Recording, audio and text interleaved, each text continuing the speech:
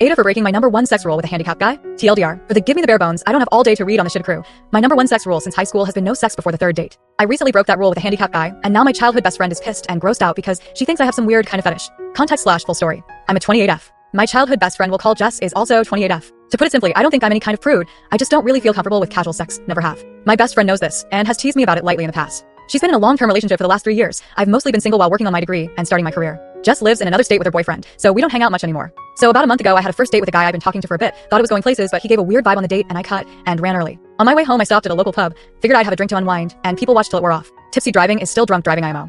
I get there, and it's pretty packed Friday night and all, and there was no seating room at the bar. Took my drink and looked around. Most of the restaurant side of the pub was someone's birthday party, but there was a small table with a seat open off to the side, with a guy reading a book there. So I say EFF it, I'm a social person, and what's the worst thing that happens? He says no. So I ask if I can sit there for a bit. I promise we don't have to talk or anything. At this point, I feel like I fucked up because this guy up close is the hottest man I have ever seen. But he just smiled at